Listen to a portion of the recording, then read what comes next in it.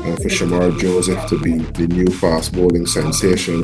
There were some derogatory remarks, and the team used that as a catalyst to galvanize each other when it comes to the real security performance. And Shamar Joseph is that you always feel as though he can move a mountain almost. He has the most self-belief ever. But IPL is a pinnacle along with the world cricket, and you have to be performing at a consistently high level over a long period of time. So if I do get the opportunity again, it would be kind of, a reward for all the hard work that I've been putting in. Carlos Brathwaite, remember the name.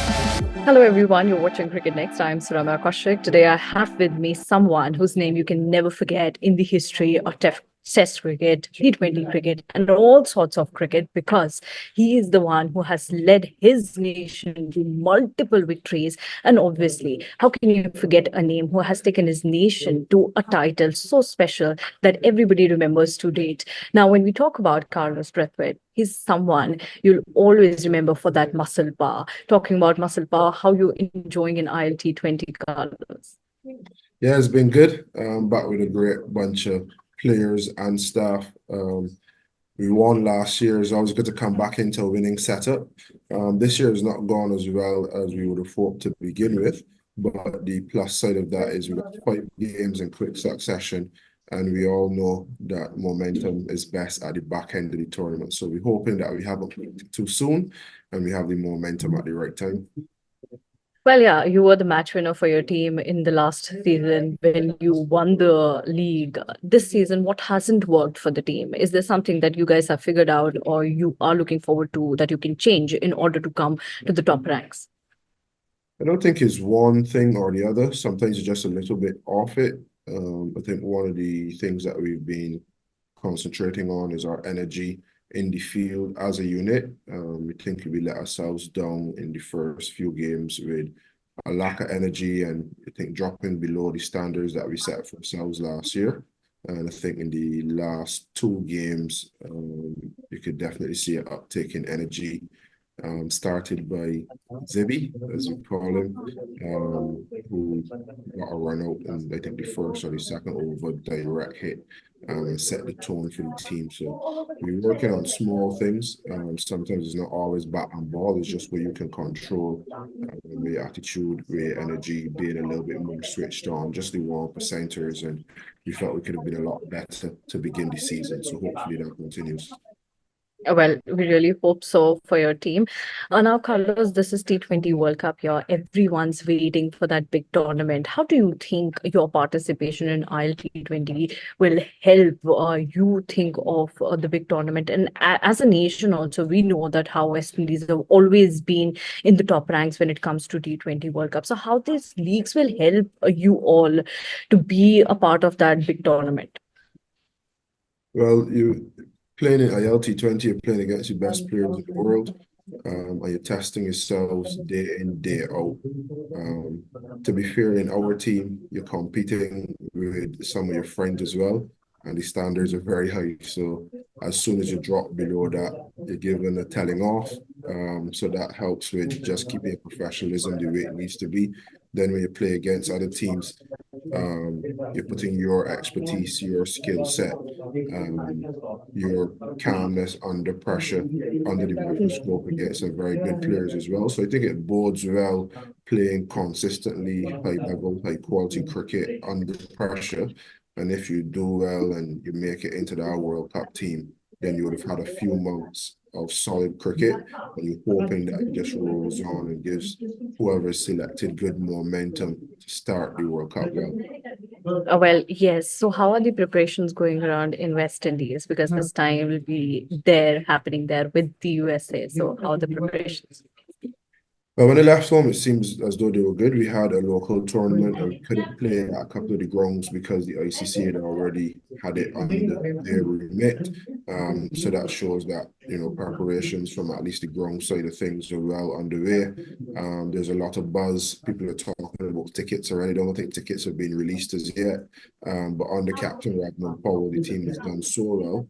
one away in South Africa, home against India, and more recently home against England. The team is playing a lot more similar to the 2012 and 2016 champion teams, and it's really galvanized cricket in the region. Added to that, obviously, that famous Test victory a few days ago. Cricket is on the lips of everyone in the Caribbean, so naturally, we look forward to what's next of sorts, and a home World Cup is around the corner, so that's on everyone's minds. And now you mentioned about the Test victory. Tell me, how are you feeling? Because from this side of the screen, everybody was waiting, not only the West Indies, but everybody from every nook and corner of the world wanted West Indies to win, because that was a historic moment. Very rare that happens. You get to see such kind of performance, and especially at Gabba. How did you feel? What were the thoughts that were coming on your mind? Yeah, it was overwhelming, to be honest. And when I woke up, there was 6 wickets down with Chat Cricket in 4, and I had to turn on my TV, turn on the box, find the channel. When I saw it was 6 wickets down, I was shocked pleasantly, and I was like, I can't jinx it. Like, I'm not gonna watch it. I'm just gonna follow it on Cricket 4 every once in a while. So then I'm just peeping at my phone, putting it back down. 7 wickets fell, 8 wickets fell, and then like although you're not there, a part of the team, you still feel as a West Indies player, as a West Indies fan, you still want the current crop of guys to do really well. And what I liked about the victory is that these group of guys were really unfancied. Obviously, the team were missing some big names, and not a lot of people in Australia or around the world would have known half of these players that were about to go into battle. There were some derogatory remarks.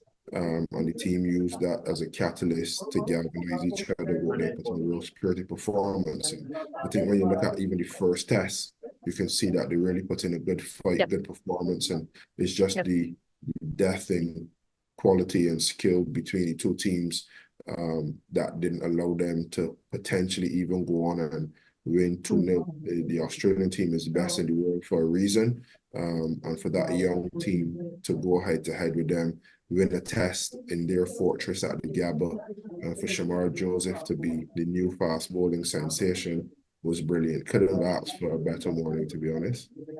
You named it right. Shamar Joseph is the new bowling sensation, and everybody's very curious to know about him. Tell us something about him, because we don't know much about him yet, because nobody saw him before these tests. And when he came in the tests, he became the match winner. He has led West Indies to this historic victory. Tell us something about him.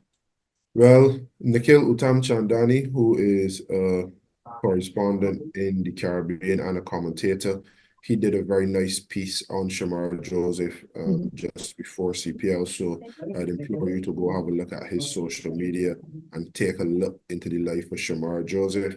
But I just remember when I first saw him was in CPL, was in Guyana. He was a net bowler for us, and he was bowling rapid. And he was talking to guys, like you can tell he's one of these young guys who are bowling in the nets, but they want to learn. They're not just coming to bowl and collect a paycheck. He wants to learn. So he had some conversations, and then I remember the next practice game, next practice session, we were all looking for him and we couldn't find him. And then we were told that he was added to the Guyana Amazon Warriors squad. He played a few games there. They were triumphant. And then from there, he went to West Indies A versus South Africa, did well, and then got selected for the West Indies Test Series. And his journey, his story starts long before that interaction in the nets. And it's a real good story of just resilience, making tough decisions, backing them, and real self-belief. And one thing Nikhil mentions whenever he speaks to him, Shamar Joseph, is that you always feel as though he can move a mountain or more. He has the most self-belief ever. And I think you need that self-belief to running on a broken boat. We get to #1 team in the world and hold it to victory. Yeah, but he won't be participating in ILT20 because of that injured toe. Do you think he has missed out on something, or you want him to just relax and sink in that victory that he has led West Indies to? I hope he goes home and enjoys it. I think I share similar parallels with the 2016 World Cup, where you do something that brings a lot of joy to your friends, your family back home. And I remember the team leaving to go back to the West Indies, and that was my first IPL contract. So I literally played a game either 4 or 5 days later. And you're looking and you're watching the celebrations, but you're also trying to be respectful to your team that you're currently playing for. So I know that it's probably better off for him to just go back home, enjoy the celebrations, enjoy the admiration. His stock would have grown thousandfold, probably not only locally and regionally, but internationally. So bask in the glory for a day or so, a week or so, and then get back onto it once your body's 100%. I wish that I had the opportunity to go back home, just enjoy what you've done, and then be able to switch fully back on. So for him, I think it's perfect that he has the opportunity to go back home, enjoy himself, celebrate the amazing feat that he did, and then once his foot is ready, then be back on it and ready for the next assignment. Yeah. Well, you mentioned about IPL. Fans here are desperate to see you in the league. They are desperate to see you here in India. What are your plans on that? I'd love to be back in IPL. Who wouldn't be? But IPL is the pinnacle, along with world cricket, and you have to be performing at a consistently high level over a long period of time. So if I do get the opportunity again, it would be kind of, a reward for all the hard work that I've been putting in. And yeah, I'll relish it. I still feel as though I got a little bit of unfinished business. I think some of my performances, or a couple of them went under the radar, and then I know I could have done a bit better in some instances. So there's still a part of me that feels as though I got a little bit of unfinished business in the IPL, but I've also appreciated the fact that I have been privileged enough to play in the IPL, play for, I think, three amazing franchises, made some really good memories and really good friends. So yeah, if it does not happen again, there's still amazing memories there to be recalled on. And if it does happen again, then it's time to pull the bat out and the ball out and get some amazing performances for whichever franchise I'm selected for. We really hope that we get to see you soon there. But is there any franchise that you would like to continue or be a part of? Not necessarily, to be honest. I enjoyed. I was a part of Delhi. It was Delhi Daredevils at the time. Now Delhi Capitals. Was a part of Sunrisers. Made it to the finals. And came runner-up. And then I was a part of KKR, and I enjoyed all three franchises. For different reasons. But I wouldn't say that there's a particular franchise that I have to play for. I just want the experience of the IPL again, and to be able to pit myself against the best in the world, and the best franchise tournament in the world. Okay. Lastly, Carlos, what message would you like to give to the aspiring cricketers, because they see you as an inspiration, and what it takes to go and become that powerful hitter? Because right now, everybody has one thing always etched in their heart, that Carlos Brathwaite. Remember the name. Everybody remembers the name till now.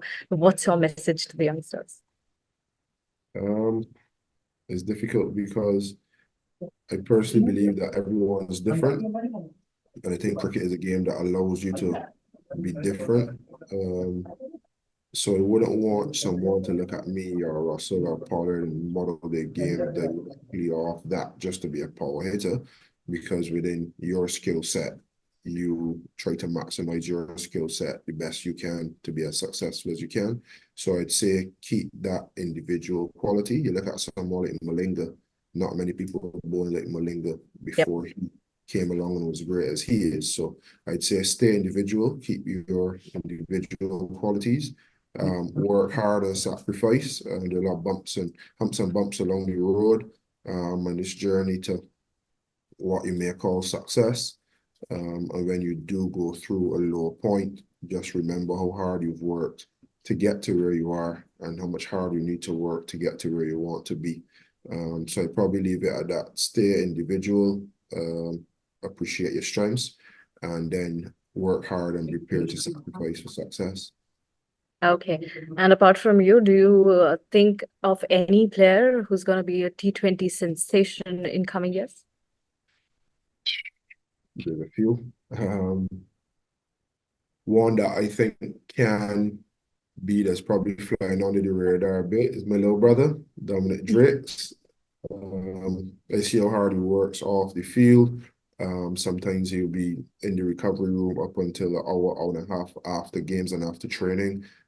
Always in the gym. He's the one that knocks on my door when I don't feel like going in the gym. And I just think he's matured a lot over the last 18 months or so, has a better understanding of his game, with ball in hand, with bat in hand, as a left-hand seamer and a left-hand bat who could play a spin really well. I think he has the tools that once he puts it together over a period of time in a good setup, he'll get the recognition that I think he deserves. And I think he's 24 and has 2 IPL trophies, a CPL that he was man of the match in the final, and one other. So 4 trophies at 24, and he was an integral part of one of them at least. Hopefully he can be a lucky charm for teams in years to come. Yeah, Well, we hope so. Thank you so much, Carlos, for talking to me. Thanks a lot. Thank you. Have a good day. You too.